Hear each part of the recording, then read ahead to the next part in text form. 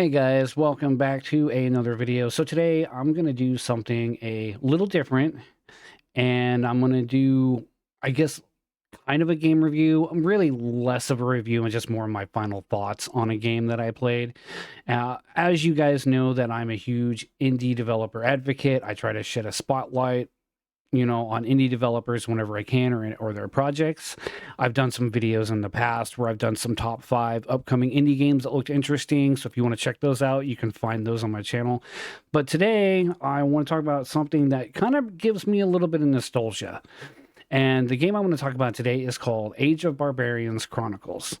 Now, a little bit about the developer of this before I get into it is they are called Crayon-Soft. There are 2 other games in this genre, and the reason I really enjoy these games is because they are heavily based on things like Conan the Barbarian, that sword and sorcery genre, which I absolutely love.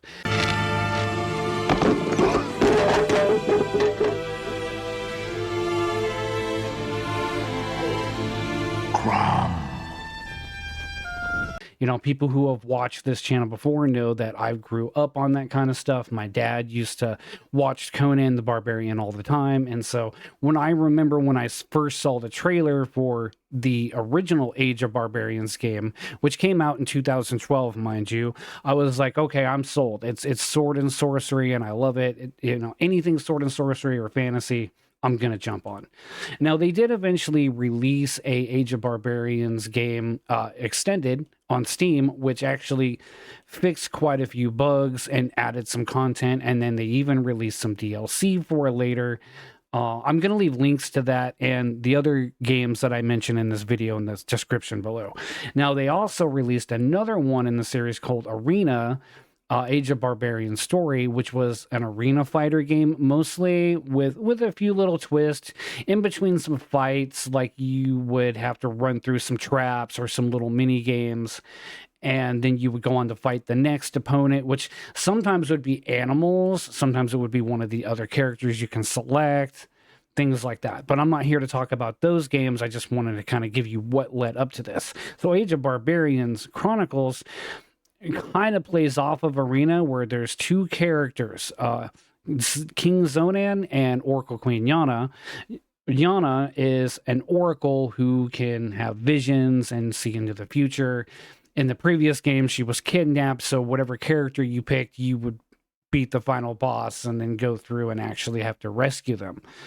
In this game, you actually play as those 2 characters, and it starts off where you're in your kingdom and it's attacked. So now you got to fight your way out of the kingdom. And then once you do that, you have to travel to a little campsite where you're basically recouping from that attack. I don't want to get into too many story details because, anyone who might want to play it, they can play it for themselves. I don't like to spoil things.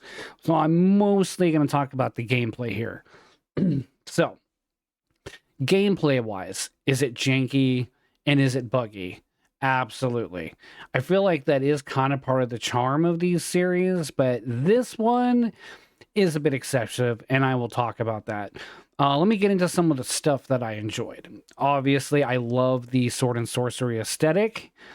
I love the blood and the gore because it goes right along with the sword and sorcery genre. And I am going to talk about one elephant in the room that has to do with this game, because this game has fallen on a little bit of controversy, and not for what you might think, not with Twitter activists or anything like that. It's actually kind of fallen on its own fan base, and I'll get to that.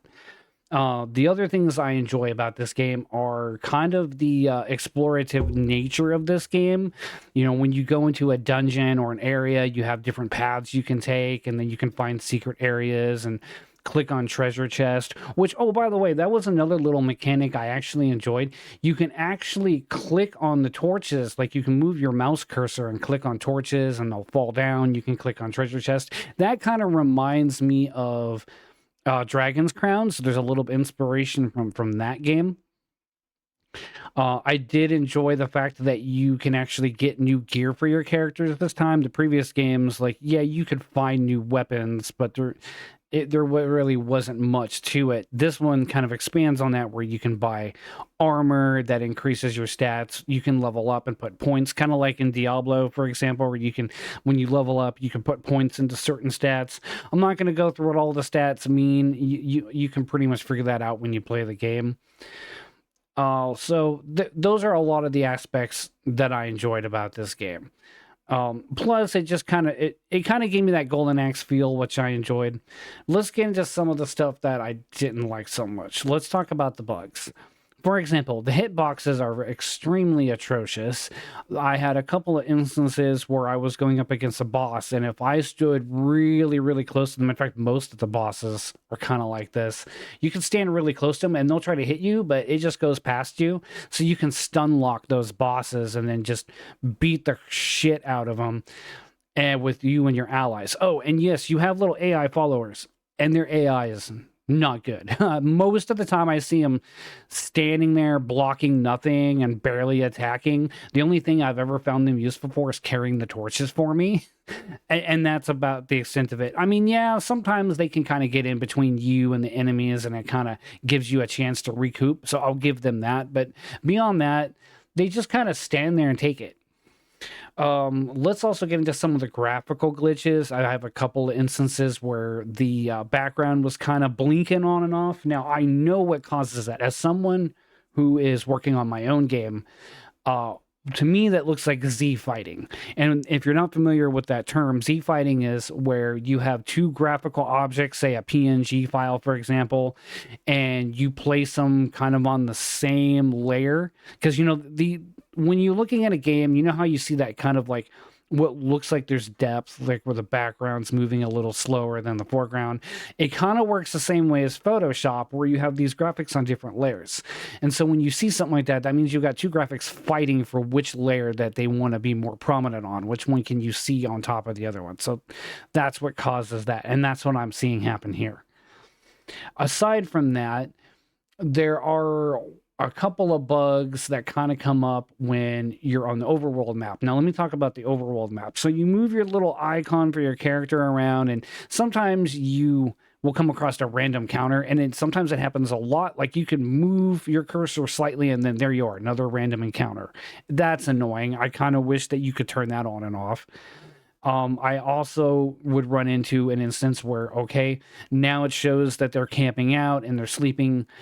Sometimes you will be getting snuck up on, so you have to move the analog stick rapidly around, or you have to press the button rapidly, and then when you get the meter all the way to the top, you'll wake up, and then you can repel the attackers. And then you go into a fight sequence where you have to kill so many of them before you go back to the main map. If you don't wake up in time, they'll actually take you and kidnap you, and then you'll have to fight your way out of a random dungeon using just like a bare bones equipment. Like I think you have to actually fight them off with a bone in your hand. You don't even have your equipment. You have to actually go find your equipment and pick it up. Now, the one major glitch that I've run into that I'm very disappointed that the developer has not addressed at all, because this game has been out for at least a week and a half or so. Sometimes you get what's called a quiet night, you know, where you don't have to press the button rapidly or move the stick because nothing is happening. Sometimes it will go by just fine, and other times it will freeze on the screen and never progress. You have to actually manually force shut down the game and then go back into it. And so now that brings me to my next point, the autosave function, because then in some instances it would start me right back at a previous dungeon I just cleared. And so now I'm going to fight through that whole dungeon all over again, because there were times where I just got out of the dungeon and then I got into a random encounter, and then apparently it didn't save. So I think a manual save option would be nice.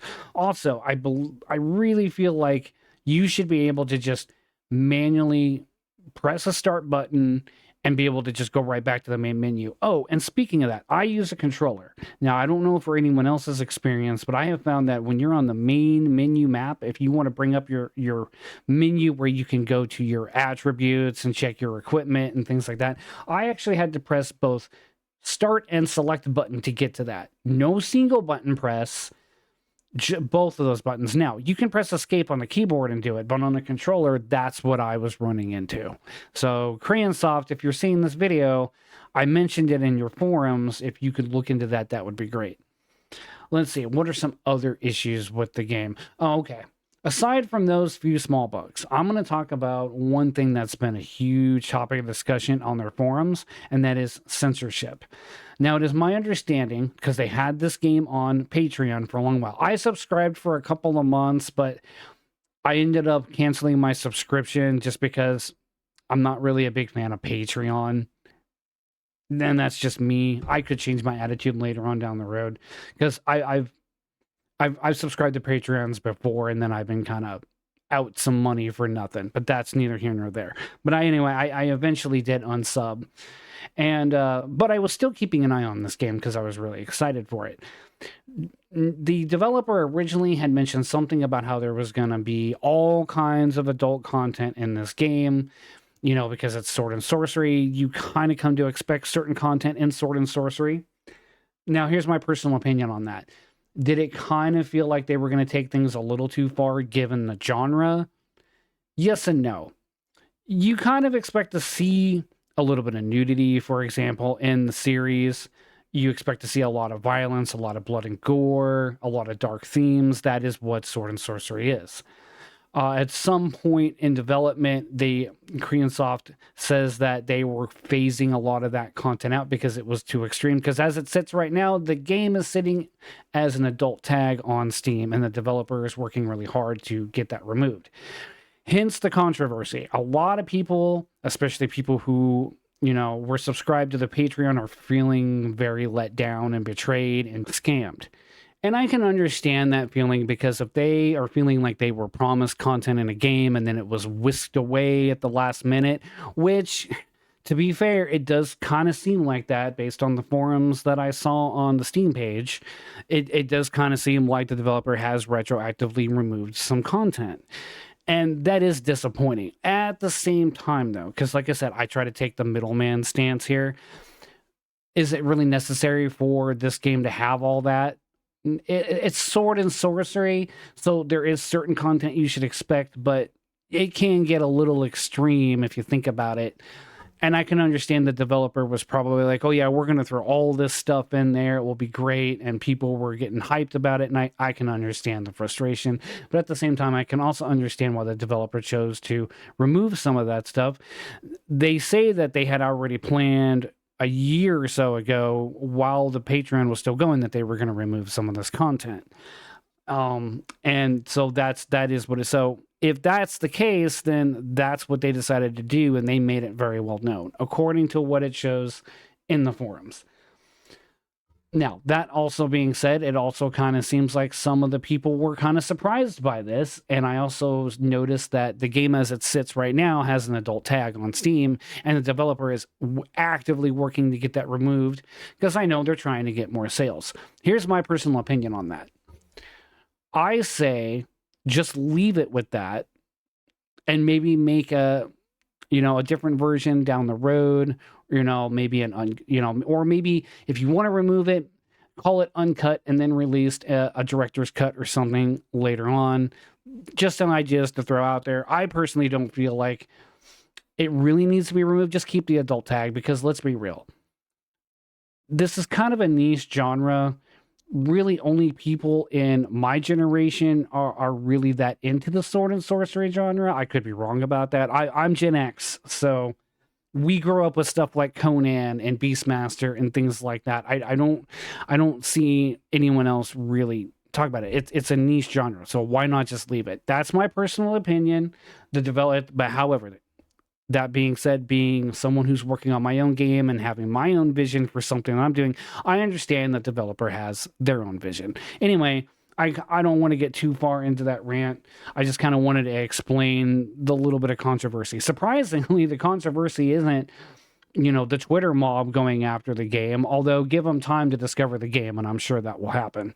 Anyway, like I said, I didn't mean to go into that rant. I don't script these videos. I just kind of talk out my ass a little bit. So that's my thoughts on Age of Barbarians Chronicles. Would I recommend this to anyone else? Well, if you like the sword and sorcery genre, if you liked Golden Axe, if you like that medieval fantasy type stuff, absolutely give it a try, because the developer is fixing the bugs as he goes. I'm still disappointed that you haven't fixed that freeze screen. But beyond that, the game is being actively fixed on, and I think that over time they'll add some new features. There will probably be DLC later. I heard that they were going to add like a Red Sonja type character there was a character in Arena called She-Red, which is obviously kind of a nod to Red Sonja. I'm excited about that, so I'm looking forward to that. But yeah, I recommend this game. Give it a try. It's not that expensive. Last I knew, it was like $20 on Steam. Give it a try. And if you're someone who doesn't want to support it because of the censorship, that's completely understandable too. But anyway, those are my thoughts on Age of Barbarian Chronicles. If you've played the game, let me know what you think about it. And if you're on the fence about getting the game, or if this is the first time you're hearing about it, let me know. You know, if you like the sword and sorcery genre, I would definitely like to talk to you about it. All right, that's it for this video. Peace out.